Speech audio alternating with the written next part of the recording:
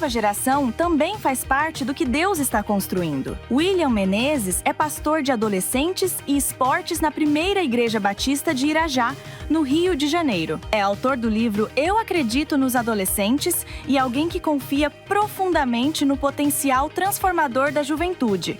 Somos em todas as gerações. Crie expectativas sobre o que Deus vai falar ao seu coração através de William Menezes.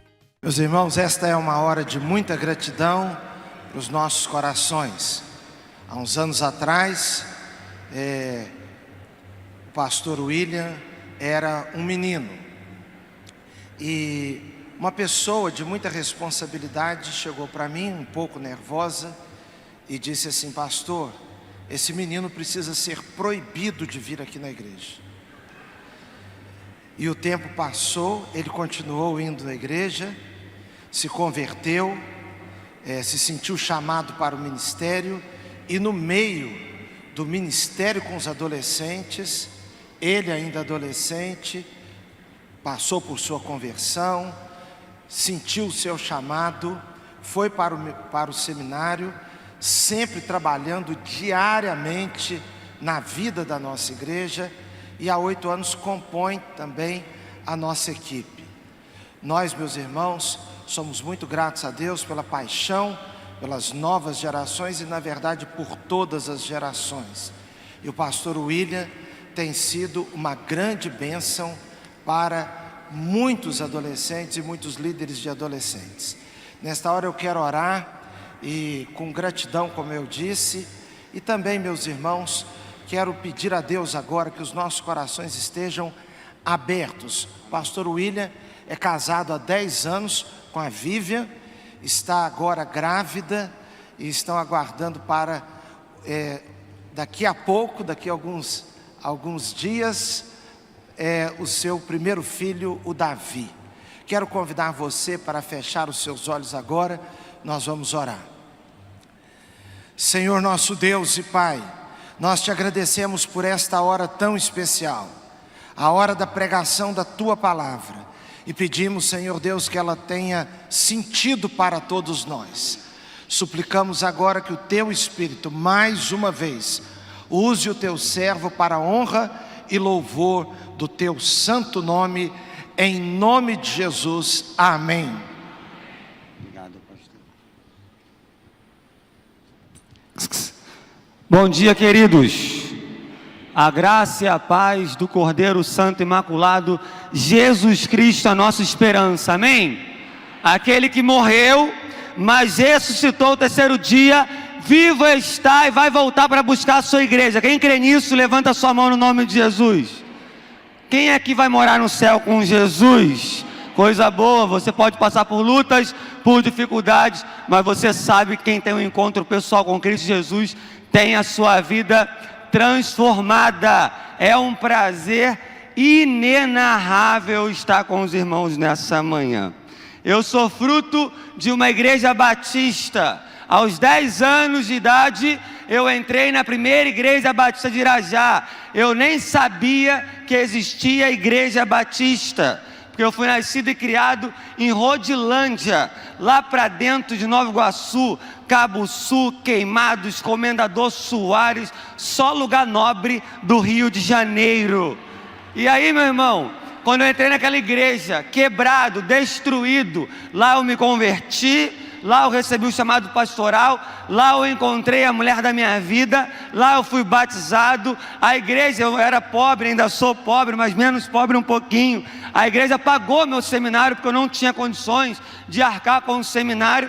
Casei naquela igreja e tenho o privilégio de ser pastor em uma igreja batista do nosso país. Então eu quero dizer para você que eu acredito no que Deus está fazendo através das igrejas batistas brasileiras. E assim como eu, tem um monte de William, Ronaldo, Márcia, Roberta, espalhado pelo Brasil e pelo mundo, que precisam entrar numa igreja batista para conhecer o Deus da igreja batista, que é Jesus Cristo de Nazaré. Como eu sei que a maioria daqui não me conhece, está tudo bem, nós temos que conhecer Jesus. Quero me apresentar mais um pouquinho. Essa é minha linda esposa, Quem é casado, levante sua mão. Deus existe, né, meu irmão? Você casou e eu também. Eu casei com uma mulher linda, minha esposa é linda. Não olha muito, senão você peca. Ela é tão linda, mas ela é crente. A beleza dela, a primeira beleza dela é espiritual. E ela é linda, crente, que é o principal, e ainda me deu mole, louvado seja o nome do Senhor. Quem aqui é casado e a sua esposa te deu mole, levanta a mão. Eu sei como é que é, eu também passei por isso. Nós estamos casados há 10 anos, 10 meses e 20 dias. Varão apaixonado, as horas, os minutos, os segundos, eu fico devendo. Eu quero mandar um abraço para minha esposa, a mulher da minha vida, a mulher da minha juventude. Ela não pôde vir porque ela está grávida. Davizinho está chegando aí no final de março. Foram 4 anos orando, chorando e esperando. E esse ano Deus nos deu a nossa promessa. Ora por nós, no nome de Jesus. Passa para mim, por favor, o próximo slide. Esse aí é o nosso Ministério de Adolescentes. Há 20 anos atrás, nós éramos ali 30, 40 pessoas. Pode passar o próximo, por favor. E esse é o nosso Ministério de Adolescentes hoje, para a glória de Deus. Hoje nós temos 810 adolescentes. E eu não estou falando sobre números, eu estou falando sobre vidas. Eu não tenho a numerolatria, que é a idolatria do número, e eu também não tenho a numerofobia, que é a fobia do número. Mas Deus tem feito coisas extraordinárias. Toda sexta-feira, para a glória de Deus, nós temos um culto com adolescentes, com mais de 600 adolescentes. Deus tem feito coisas extraordinárias. E o Deus que faz a nossa igreja, o Deus que faz em diversas igrejas, também vai fazer na sua igreja no nome de Jesus. Pode passar, por favor. Mas ninguém faz algo grande sozinho, como o pastor Carlito Paz diz. Essa é uma parte da nossa liderança. Eu li no livro de liderança que é melhor você treinar 10 pessoas do que você fazer o trabalho de 10 pessoas. E aí nós precisamos delegar, e delegar é diferente de delargar. E aí nós temos 130 líderes no Ministério de Adolescentes. E para mim eles são heróis, são pessoas que nos ajudam, que caminham conosco. Essa é um pouco da nossa liderança. Pode avançar, por favor?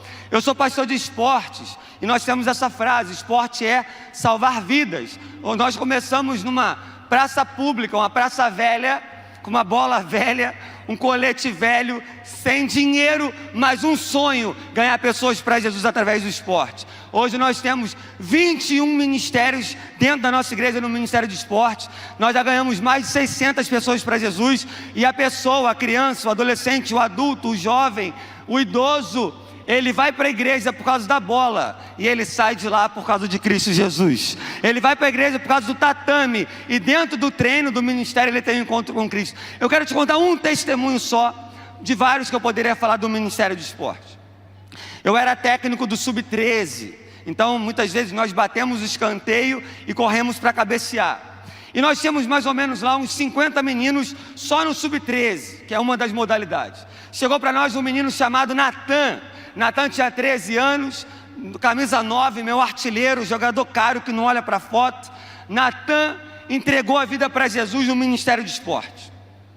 Natan chegou em casa e falou assim: mãe, eu me converti e eu quero me batizar. A sua mãe chama-se Paula, ela estava afastada do Evangelho. E quando o filho dela fala para ela que entregou a vida para Jesus no Ministério de Esporte, o Espírito Santo falou com o coração dela assim: quando você era crente, você orava para o seu filho se converter. Agora o seu filho se converteu e você está afastado, então volta para mim. A Paula voltou para Jesus e hoje ela faz parte, ela é uma das líderes do nosso Ministério de Adolescentes. A Paula tem uma irmã gêmea chamada Ana Lúcia. Oramos 3 anos pela sua irmã e no congresso de esportes a sua irmã entregou a vida para Jesus. A Ana Lúcia tem uma filha chamada Júlia. No culto seguinte, os adolescentes, ela entregou a vida para Jesus. A irmã da Paula tem um marido que não gosta de crente, não gosta de igreja, está chateado com ela porque ela vai para a igreja. E esse testemunho vai ficar melhor, porque pela fé, logo logo ele vai entregar a vida para Jesus no nome de Jesus. E através de um menino de 13 anos, uma família está sendo transformada no nome de Jesus. Então, se você tiver condições, inicie o Ministério de Esportes na sua igreja, porque o Ministério de Esportes não é para quem está lá, é para quem você vai ganhar. E esporte é salvar vidas. Pode passar, por favor, o próximo slide. A favela venceu, Jesus venceu.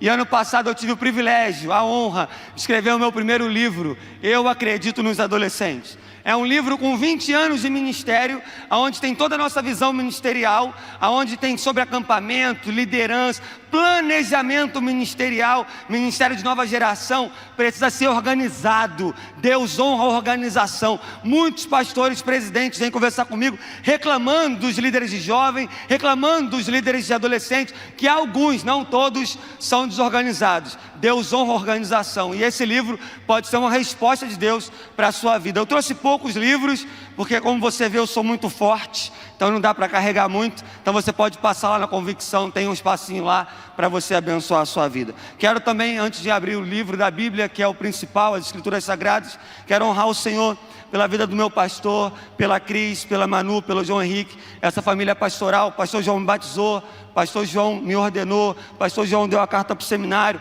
Ama a sua vida, pastor. O senhor é um pastor que investe na nova geração. Se eu estou aqui, é o Senhor, o pastor Natan e Jesus Cristo. Ama a sua vida, pastor. Abra a sua Bíblia, 1 Samuel 16:7 e 1 Timóteo 4:12. Eu quero usar esses dois textos para tirar algumas lições para a minha vida e para a sua vida, para que possamos ser impactados pela palavra de Deus. 1 Samuel 16:7, vou ler na versão NVI. O Senhor, contudo, disse a Samuel: não considere sua aparência nem sua altura, pois eu o rejeitei. O Senhor não vê como homem, o homem vê a aparência, mas o Senhor vê o coração. E a Bíblia vai dizer em 1 Timóteo 4:12, ninguém o despreze pelo fato de você ser jovem, mas seja um exemplo para os fiéis, na palavra, no procedimento, no amor, na fé e na pureza. Vamos orar? Senhor, obrigado por esse momento. Obrigado porque o Senhor é o Deus soberano. O Senhor sabe de todas as coisas. Obrigado, Senhor, porque o Senhor vai fazer maravilhas nessa manhã. Obrigado porque a Tua palavra vai ser pregada. Obrigado porque o Evangelho é o poder de Deus. Eu te peço que o Senhor cresça e eu diminua, que o Teu nome em tudo seja honrado e glorificado, em nome de Jesus, amém. Queridos, esse tema é o tema que eu tenho dedicado à minha vida, e o Espírito Santo ministrou meu coração, e não teria nada melhor do que eu ministrar nessa manhã o que eu tenho gastado a vida nos últimos 20 anos. Então fala assim comigo: eu acredito na juventude. E aí eu quero dizer para você que quando eu falo juventude, eu falo crianças, adolescentes e jovens. Esse texto aqui nós vemos em dois momentos diferentes, um líder, um mentor, investindo na nova geração. O profeta Samuel vai ungir um novo rei, e Deus vira para ele e fala assim: eu vou indicar qual é o rei. E a Bíblia vai dizer que o próprio Deus fala para Samuel assim: Samuel, não olhe a aparência, eu vejo o coração. Ia ter uma comida, ia ter uma consagração, ia ter um momento daquele, e aí o profeta fala assim: você já me mostrou todos, não é nenhum desses, está faltando um. Eu acho interessante que o pai fala assim: tem o caçula, mas ele está trabalhando com as ovelhas. Quem o homem esquece, Deus se lembra. E aí é interessante, porque ia ter comida, ia ter um momento de confraternização. Um grande homem estava naquela casa, mas ele fala assim: nós só vamos comer depois que trouxer Davi. Eu quero dizer para você que como denominação, como igreja, nós precisamos colocar as novas gerações na mesa.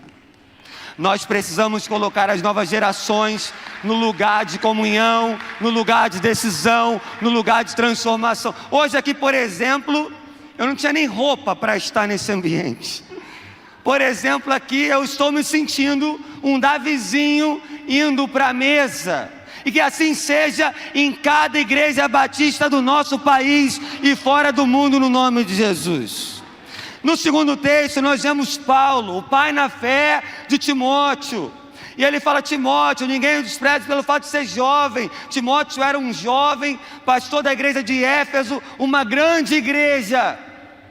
E muitas vezes Paulo se dirige a Timóteo falando: ao meu verdadeiro e amado filho na fé. Nós vemos aqui uma geração investindo em outra geração. Irmãos, eu tenho uma crença que ela é de todo o coração. Eu acredito que das nossas igrejas, dos ministérios de nova geração, irão sair pastores, irão sair ministras, irão sair médicos, irão sair advogados, irão sair engenheiros, homens e mulheres que irão transformar o Brasil e o mundo no nome de Jesus. Eu tenho visto isso em diversas igrejas. E eu quero dizer para você que Deus me chama e Deus se chama para sermos exemplos para a nova geração. Aonde estão os Samuéis e aonde estão os Paulos que vão investir na nova geração, amém? Eu quero tirar algumas lições. Primeiro lugar, fala assim comigo: Deus começa muitas coisas na juventude. Quem aqui se converteu quando era criança? Levanta sua mão. Quem aqui se converteu quando era adolescente? Levante sua mão. Quem aqui se converteu quando era jovem? Levante sua mão.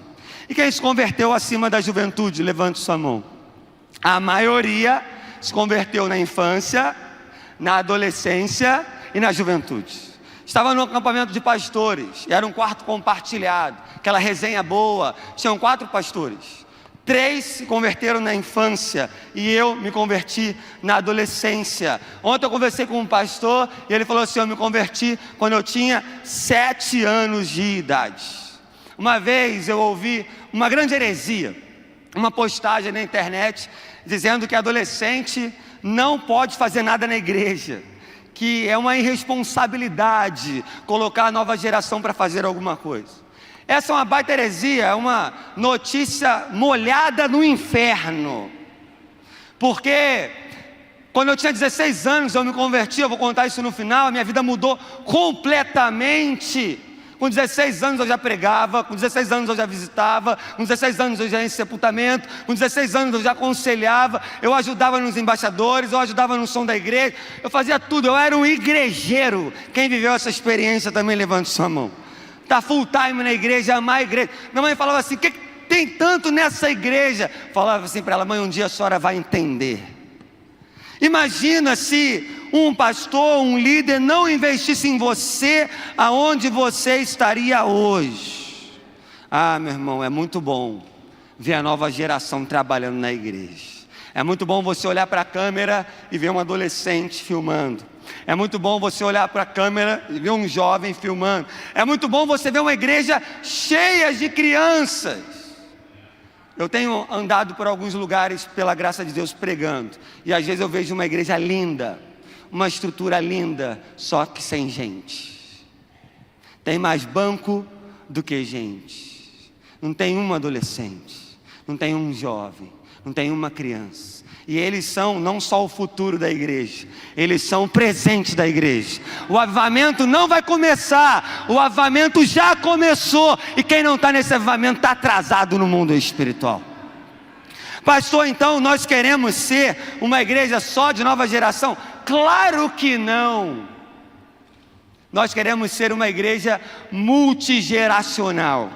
Eu aprendi com o meu pastor que é a igreja do pai, do filho, do avô e do neto. Tem lugar na mesa para todas as faixas etárias. Sabe quais são os melhores abraços que eu recebo na PIB do Irajá?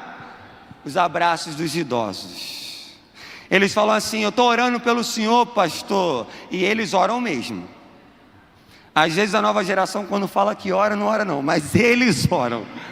Eles oram. Umas senhoras que dão um presentinho aqui para o Davi. Teve uma senhora que me ligou quando descobriu que minha esposa estava grávida, e ela foi comigo 15 minutos no telefone chorando, porque nós somos filhos da igreja e nós precisamos dos idosos, nós precisamos dos mais experientes. Nós queremos ser uma igreja multigeracional no nome de Jesus, porque na igreja de Cristo Jesus tem espaço para todo mundo. Semana passada eu vivi uma experiência interessante, pastor. Eu fui desfilar o meu talento futebolístico numa comunidade do Rio de Janeiro.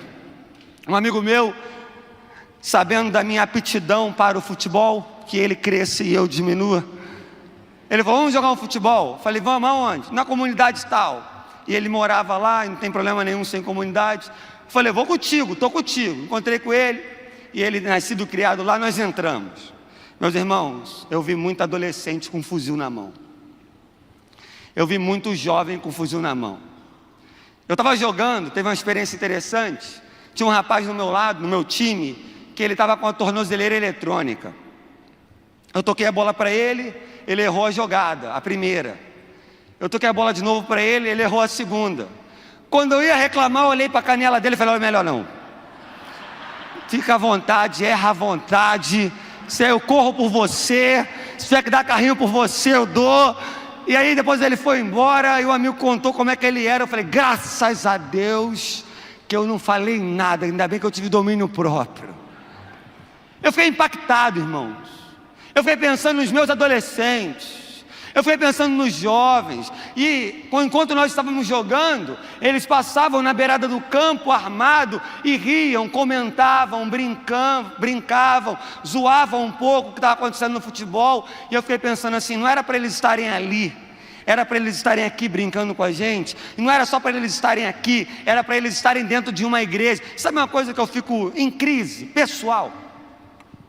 O tráfico entendeu o poder da juventude. O tráfico bota um menino de 12 anos com um fuzil na mão. O tráfico bota uma menina de 14 anos com um fuzil na mão. E tem igreja que não dá espaço para a nova geração. É melhor o adolescente, o jovem, estar num baile funk, estar na criminalidade, ou estar dentro de uma igreja servindo ao Deus vivo. Ah, meu irmão, o lugar da nova geração é dentro da igreja de Cristo Jesus. Uma segunda lição: ame a nova geração. Fala assim comigo: eu preciso amar a nova geração. Quando você olha para 1 Timóteo 4,12, você olha Paulo falando com Timóteo, você vê o amor que ele tinha por esse filho na fé. Ah, meu irmão, é melhor eles estarem na igreja. Eu fui um adolescente um pouco agitado, né, pastor João? Um pouco. Meu irmão, dei trabalho, mas Deus estava me preparando para cuidar dos que iriam me dar trabalho. Na realidade, eu estava fazendo um estágio para aprender as manhas para ajudá-los. E aí eu lembro que muitas vezes nós quebrávamos algumas coisas na igreja. Por exemplo, lâmpada, quebrei muitas, mas muitas. E a gente saía correndo, aquela coisa de adolescente meio. E hoje eu vejo, quando um adolescente quebra alguma coisa na igreja, nós sabemos que tem que pagar, o ministério tem que pagar. Mas eu fico pensando assim: é melhor quebrar uma lâmpada do que estar com a vida quebrada. Eu lembro que nos Embaixadores do Rei, uma vez embaixador? Eu lembro que nos Embaixadores do Rei tinha uma frase: construindo meninos para não remendar homens.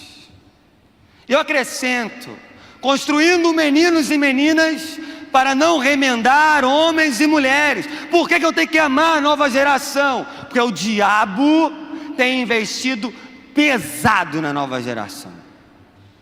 Redes sociais, hoje está tudo muito fácil, apenas um clique. Programas, séries.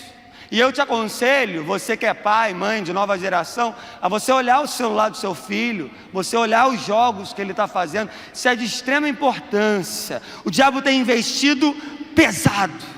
E nós precisamos lembrar que Davi era jovem, Daniel era jovem, Timóteo era jovem, Jesus, quando esteve em terra, era jovem também. A sua equipe ministerial era uma equipe jovem. Eu já te falei que eu era um jovem, um adolescente revoltado, sem sentido, sem propósito. Pensei em tirar minha vida algumas vezes, mas eu tive um encontro pessoal, individual, intransferível com Cristo Jesus, e eu entendi qual era o motivo do meu nascimento: ser um pregador da palavra de Deus.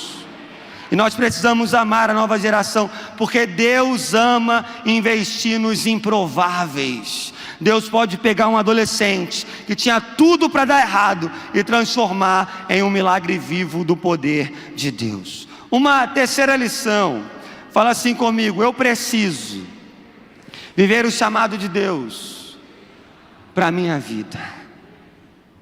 Meu irmão, nós precisamos ver o nosso chamado. O nosso chamado vai tocar em alguém. Chamado gera chamado.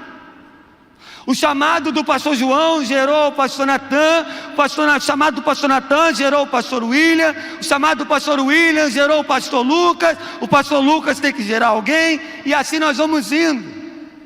Chamado gera chamado. Eu aprendi que chamado todo mundo tem, para alguma coisa, para servir em alguma coisa. Deus é um Deus de dons, habilidades. A grande questão não é ter chamado. A grande questão é ser possuído pelo seu chamado, é ser dominado pelo seu chamado.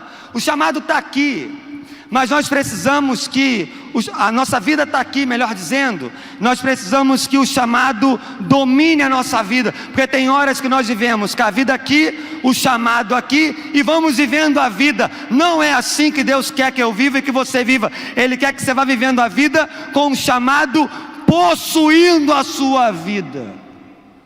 Existem muitas pessoas que estão com seus chamados atrofiados. Chamado parado não serve para nada. Nós vemos aqui Samuel, homem de Deus chamado, gerando o maior rei da história de Israel, que é Davi. Nós vemos aqui Paulo chamado, uma transformação radical. Você vê Atos 9, que conversão linda de Saulo que vira Paulo, um grande homem de Deus, escreveu 13 cartas no Novo Testamento, um missionário, plantador de igrejas, discipulador, e ele investe em Timóteo. Chamado gera chamado. Se hoje eu estou pregando aqui, é porque Deus me deu um chamado. Eu lembro que eu trabalhava numa loja, eu era gerente de uma loja, e quando eu estava lá vendendo, uma moça virou para mim e falou assim: nossa, você é filho do dono? Eu falei: não. Não é possível, você é filho do dono. Você está falando muito bem, está se esforçando muito. Eu falei: não, querida, eu não sou filho do dono. Ela falou assim: você nasceu para vender. E na hora o Espírito Santo ministra no meu coração: não, filho, você não nasceu para vender, você nasceu para pregar a minha palavra. O chamado precisa dominar a nossa vida. Eu lembro de uma experiência parecida com essa. Fui convidado para pregar no aniversário de uma igreja. E eu lembro que eu estava em crise, nada a ver me chamar para pregar no aniversário de igreja. Eu sou pastor de nova geração. E eu estava indo com a minha esposa para aquele culto, a minha esposa foi comigo. E aí nós vamos ficando em crise, e eu comecei a pensar: Senhor, não me deixa passar vergonha não. Minha esposa está aqui, se eu fosse sozinho tudo bem, mas eu estou com a minha esposa aqui e tal. E eu comecei a orar: Senhor, não tem sentido nenhum eu pregar no aniversário dessa igreja.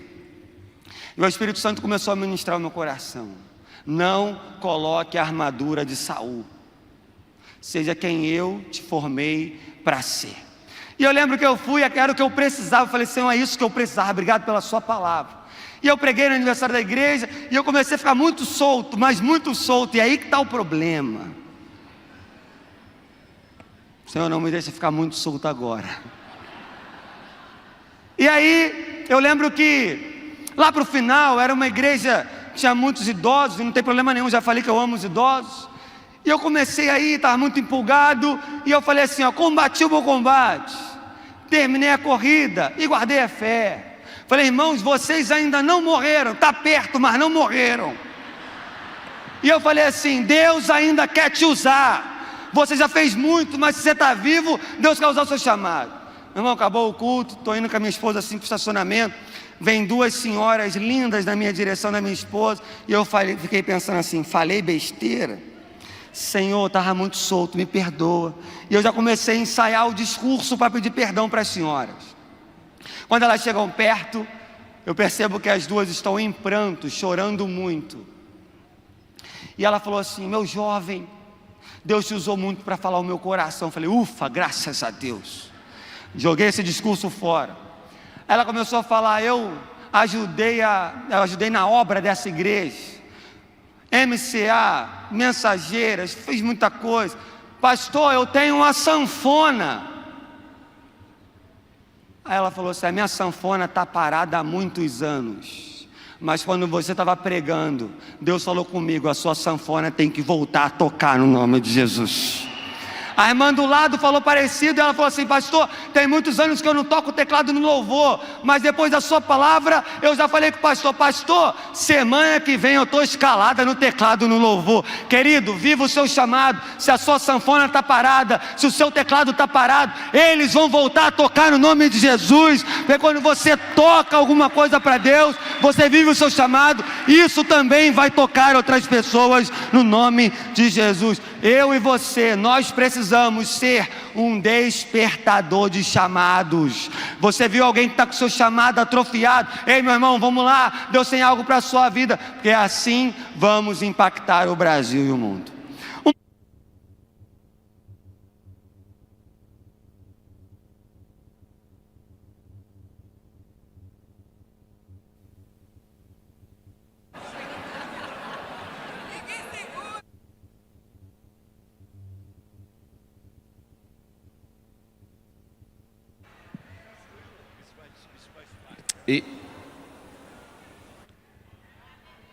Meu irmão, que não sejamos como esse microfone, que acabou a bateria. Que o seu chamado seja carregado nessa convenção batista brasileira, amém? Você entrou aqui sem bateria, meu irmão, o Espírito Santo vai te recarregar nessa convenção. Uma quarta e penúltima lição: que sejamos conhecidos por uma geração que tem intimidade com Deus. Fala assim comigo: eu preciso ser conhecido por uma geração que tem intimidade com Deus. Ah, meu irmão, eu costumo dizer que adolescente tem voz, mas para ter voz ele tem que ter vida. Eu não tenho crise nenhuma. Biblicamente falando, a Bíblia vai dizer, 1 Coríntios 10, 31, assim que vocês comam, bebam, façam qualquer outra coisa, façam tudo para a glória de Deus. Eu não tenho crise nenhuma de ver adolescentes dançando na igreja, de adolescentes cantando na igreja, fazendo teatro, no louvor, dirigindo culto, pregando. Crise zero. Jovem também, criança também, crise zero. Mas eu tenho uma crise. Muitas vezes eles ficam pulando sem vida. Muitas vezes é uma geração tambor, faz muito barulho e é vazio por dentro. Eles vão ter voz, mas eles precisam ter vida. E aí eu lembro de uma frase da professora Daniele Páscoa, do seminário: antes de qualquer ação é necessário consagração. Não existe vida com Deus sem Bíblia e oração, não existe igreja sem Bíblia e oração, não existe ministério sem Bíblia e oração, não existe liderança relevante sem Bíblia e oração, não existe ministério pastoral sem Bíblia e oração. O maior legado que você pode deixar para a sua igreja, para o seu ministério, para a nova geração, é eles olharem para você e falarem assim: o meu pastor tem intimidade com Deus, o meu líder tem intimidade com Deus, aquela senhora tem intimidade com Deus. Irmãos, eu não fui criado numa família cristã, infelizmente eu não tive esse privilégio que muitos têm. Por exemplo, a minha mãe nunca me acordou para ir para a IBD, por exemplo. Eu tinha que me virar e a vida era assim. E está tudo bem, cada um tem sua história. Mas eu lembro que quando eu ia para a igreja mais novo, e ainda faço isso, eu olhava os casais.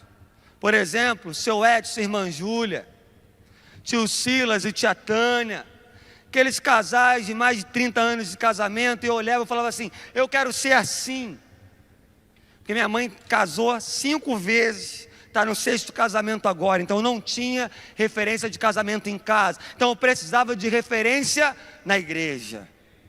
E eu olhava para aqueles senhores, para aquelas senhoras e falava assim: eles têm intimidade com Deus, conhecimento bíblico, conteúdo, vida profunda, uma história diferente.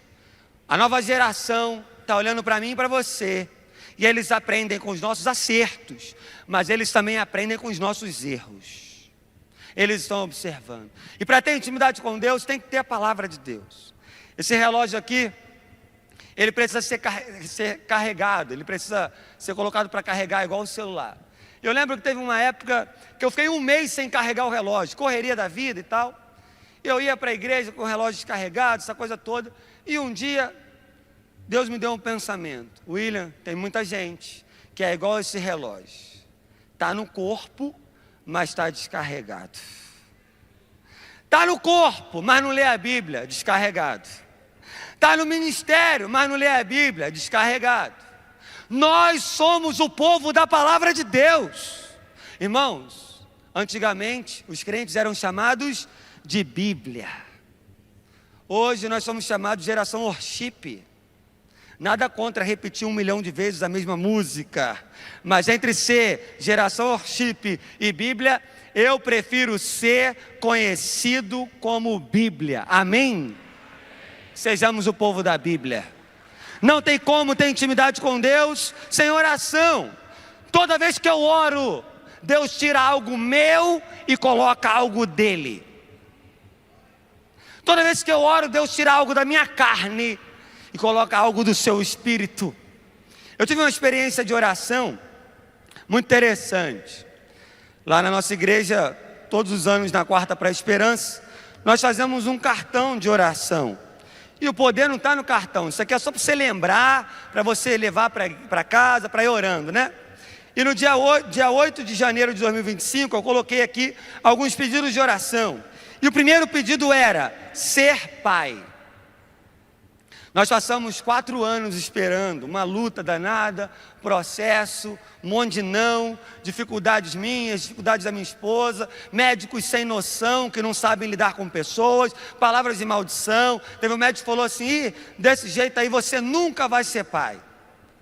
Eu olhei para ele e falei: esse homem não sabe que eu tive um encontro com Cristo, graças a Deus. Porque se fosse o velho homem, não ia ficar muito legal para ele não. E comecei a orar, começamos a orar, foi o primeiro pedido de oração. No dia 18 de julho de 2025, nós descobrimos que a minha esposa estava grávida para a glória de Deus. E aí aquela coisa toda, contamos para a igreja, contamos para os adolescentes, contamos para a liderança. Quando acabou o culto, um adolescente veio me procurar. Olha a coisa linda que você vai ouvir agora.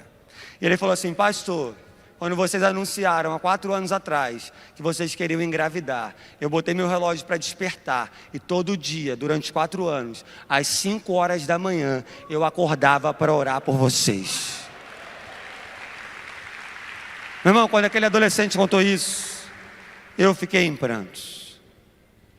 Nós precisamos ser uma geração que tem intimidade com Deus, para gerar um ambiente de adoração para a nova geração. Eu queria te desafiar, caminhando para o último lugar já, mas eu queria te desafiar você fazer um voto com Deus agora. Você fazer um voto com Deus de nunca mais você passar um dia da sua vida sem ler pelo menos um capítulo da Bíblia e sem ter um tempo de oração, de verdade. Não é orar para comer não. Senhor, faça mal, faça bem, em nome de Jesus, amém. Muito obrigado pelo que tem, pelo que vem, que não chegue mais ninguém, em nome de Jesus, amém. Não. Estou falando de ter uma vida de oração de verdade, entrar no secreto. Se você quer fazer um voto com Deus, de nunca mais passar um dia da sua vida sem ler pelo menos um capítulo da Bíblia e orar, ter um tempo de oração, fica de pé que nós vamos orar agora por isso em nome de Jesus. Pode ficar de pé, você e Deus, você está fazendo um voto de intimidade. Meu irmão, você vai ter cheiro de Jesus no nome de Jesus. As pessoas vão olhar para você e vão ver Jesus em você. Senhor, nós queremos consagrar esse voto que é feito contigo, não é comigo. Nós queremos mais intimidade contigo. Essa é a minha oração, em nome de Jesus, amém. Pode se assentar. Que Deus te abençoe nesse voto, e que o Senhor não te deixe dormir quando você não cumprir esse voto. Eu já passei por isso, estava muito cansado, eu não conseguia dormir, e Deus me acordando, porque eu fiz esse voto. E aí eu quero te dar uma dica preciosíssima para a nova geração. Você que tem ministério de adolescentes e jovens na sua igreja, eu quero te dar uma dica sobre gerar um ambiente para a nova geração. Irmãos, em 2019, nós tínhamos mais ou menos ali 80 adolescentes, já é um número expressivo. Como eu te falei, nós estamos falando de vidas, não de números.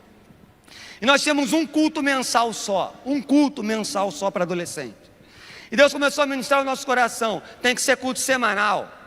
Uma vez só por mês é pouco, vão ser 12 cultos de nova geração por ano só.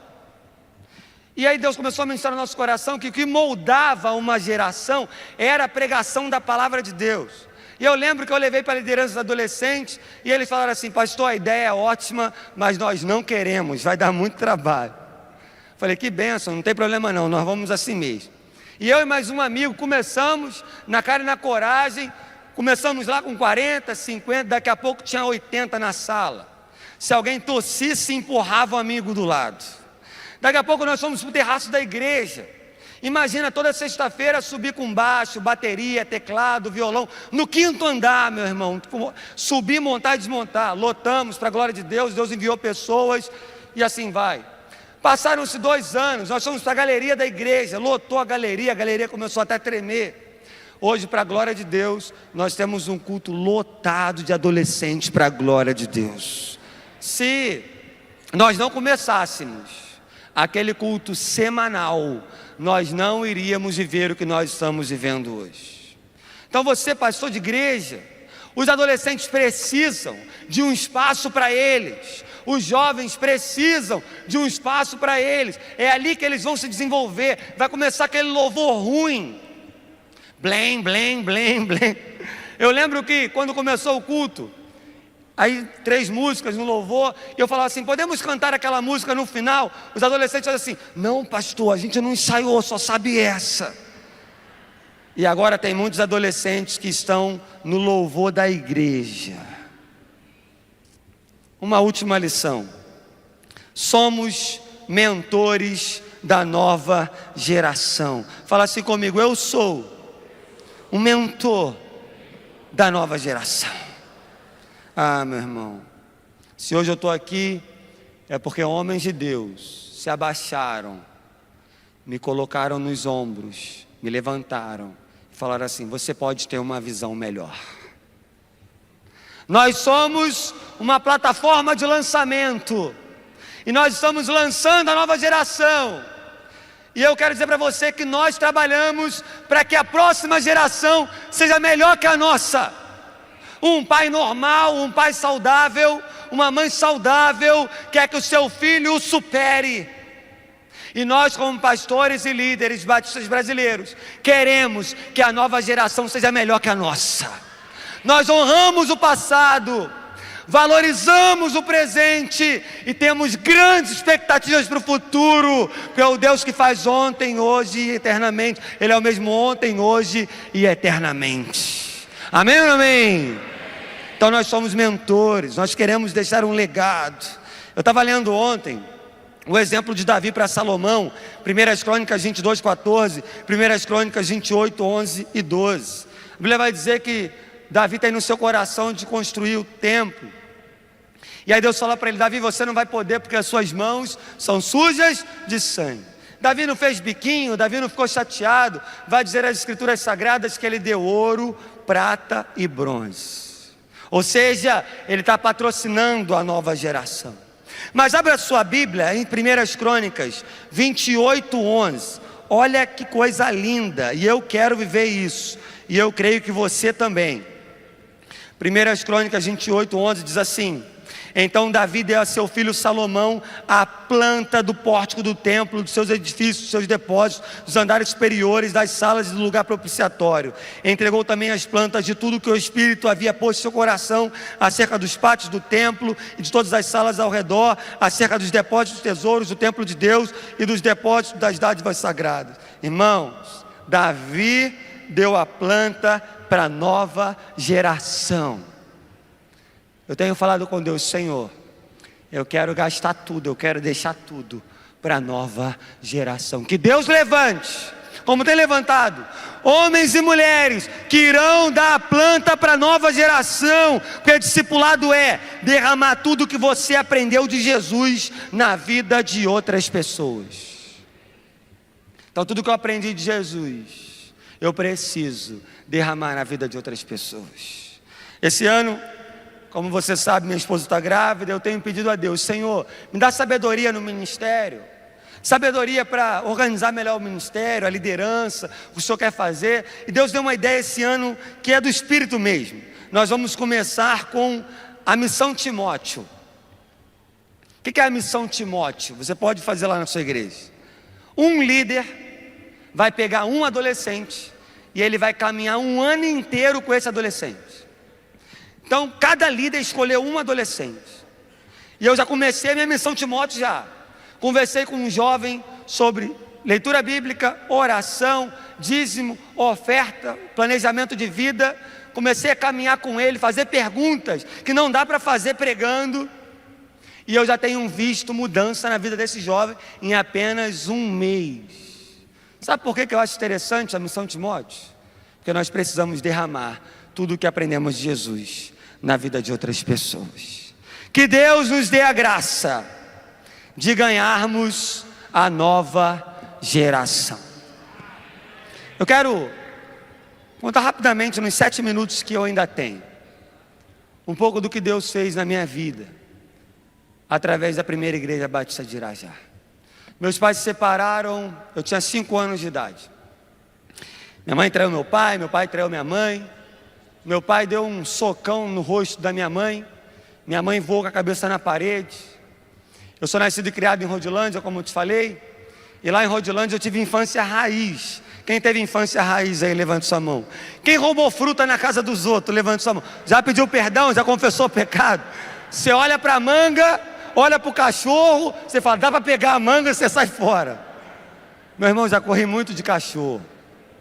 Então quando meus pais se separaram, eu não era crente, eu virei para Deus e falei assim, Deus, eu te odeio, porque o Senhor tirou o que eu mais amava, que era a minha família. Minha mãe saiu, foi morar em Rocha Miranda, e quem nasce em Rodilândia, morre em Rodilândia. Lá é assim, você nasce, cresce, tem 300 filhos, constrói casa em cima e continua no mesmo lugar. A separação dos meus pais foi o que eu chamo a zona de expulsão. É quando Deus te tira de um lugar para te levar para uma nova realidade. Assim foi com Davi, com Abraão. Todo mundo aqui tem uma zona de expulsão na sua vida praticamente. E aí eu lembro que nós moramos em Rocha Miranda, depois fomos para a Vila da Penha. Com 10 anos minha mãe me tirou lá de Rodilândia à força, porque eu morava com os meus tios, não queria sair de lá, saí revoltado. E nós nos mudamos para frente da primeira igreja batista de Irajá. E eu lembro que eu não sabia que existia igreja batista, mas parece que Deus permitiu que eu lembrasse. Era mais ou menos 11 e pouca da noite, quando nós chegamos nessa nova casa, e eu olhei para aquela igreja e falei, igreja grande, batista de Irajá, nunca vi uma igreja assim. Eu lembro perfeitamente desse momento. Nós éramos pobres, e minha mãe abriu um trailer para vender x-tudo, hambúrguer, cachorro quente, essas coisas todas. E aí, crente não bebe, mas come, que é uma beleza. Festa de crente, quem trabalha são os dentes. Quando acabava o culto, o pessoal ia comer lá no trailer. E eu com 10 anos de idade, fritando hambúrguer, fazendo cachorro quente, o pessoal da igreja começou a me chamar para ir para a igreja. E eu estou fora, ajuda minha mãe aqui, não quero saber de igreja não. Revoltado. Até que um menino, um adolescente chegou para mim e falou assim, vamos lá na igreja, nos embaixadores. Eu falei, que embaixador? Sei o que é isso. Aí ele falou assim, tem futebol no final. Quando, aonde, tem que pagar alguma coisa? Entrei para a igreja por causa dos embaixadores do rei. Caminhei. Quando eu tinha 16 anos, chegou o pastor Natan Fernandes, que é um dos meus mentores, meu pai na fé também, junto com o pastor João. E aí ele fez uma gincana de adolescentes. E eu sou muito competitivo, Deus está me tratando. Quem é competitivo, levanta a sua mão aí. Teve gente que levantou a mão rápido para não perder. Calma, não está valendo nada. Está valendo nada, tem medalha para ninguém, tá, meu irmão? Calma. E aí, meu irmão, meu grupo lá perdeu tudo na gincana. Eu fiquei revoltado. Cheguei em casa bufando, no domingo seguinte perdemos tudo. E a tarefa bíblica era o que valia mais ponto, de propósito. O pastor Natan era inteligente, ele é inteligente. E eu virei para o pessoal e falei assim, eu não era crente, tá? Eu virei e falei assim, meus irmãos, vocês são muito burros. Nem para responder a Bíblia vocês servem. Pode deixar que eu vou responder. Só que tem um porém, eu nunca tinha lido a Bíblia. Era o livro de Daniel, Sadraque, Mesaque, Abednego, Dário, Astaxerxes. E eu comecei a ler Daniel. No dia seguinte da gincana, acertei tudo.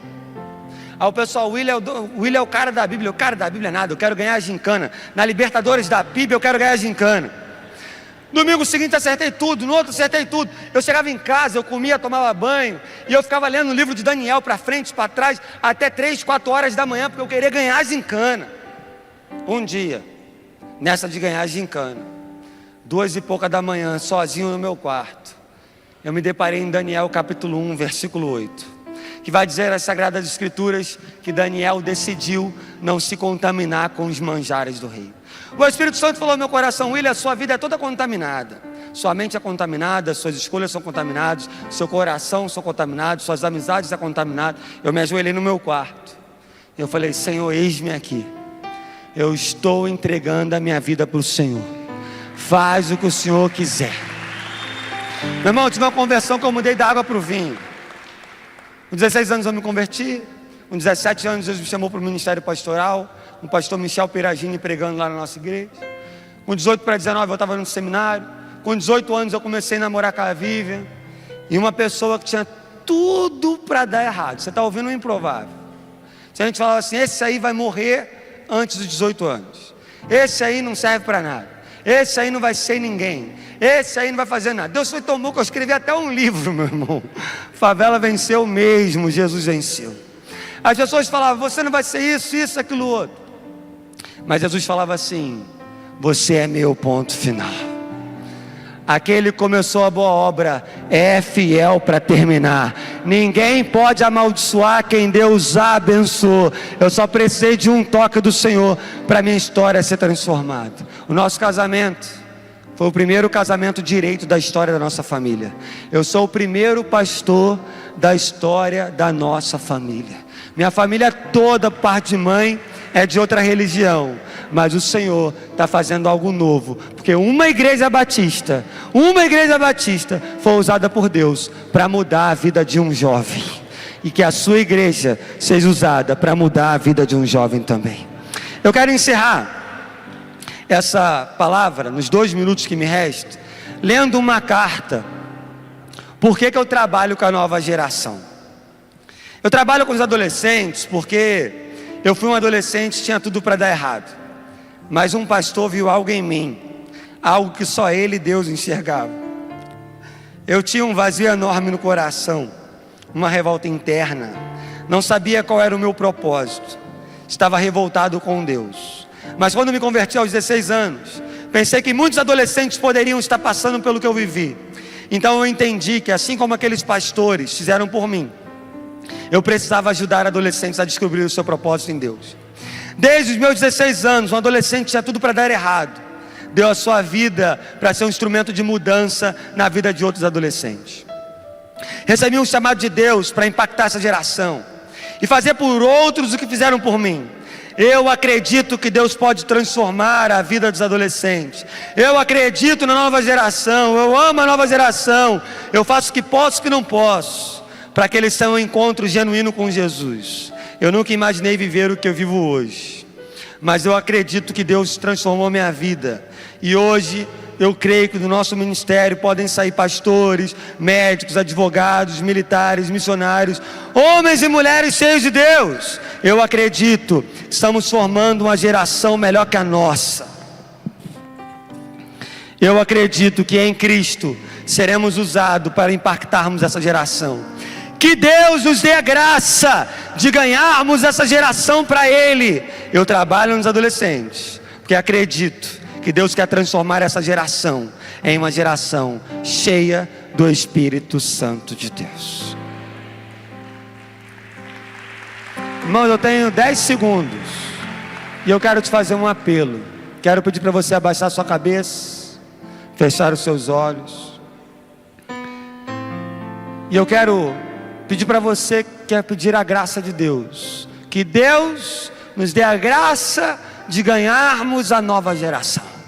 Tem um monte de William por aí, tem um monte de William no seu bairro, no seu estado, aquele problemático que Deus quer transformar. Tem um monte de Maria por aí, que não tem referência em casa, mas você vai ser a referência dessa pessoa. E eu quero pedir para você que quer falar para Deus assim: Senhor, me dá a graça de ganhar a nova geração. Você vai ser ousado, que eu vou fazer uma oração breve. Você vai sair do seu lugar e vai vir aqui na frente no nome de Jesus. Senhor, eu quero ganhar a nova geração para Jesus. Você vai sair do seu lugar agora, se você quer, e nós vamos orar. Pode sair do seu lugar. Se o Espírito Santo está falando no seu coração, fazer esse movimento santo. Nós estamos em culto, meu irmão. A Assembleia é um culto. Tudo que nós fazemos é um culto. Senhor, me dá a graça de ganhar a nova geração. Se você está com dificuldade da nova geração na sua igreja, com adolescentes, com crianças, com jovens, sai do seu lugar que nós vamos orar. Vamos cantar um pedacinho da música e depois a gente ora.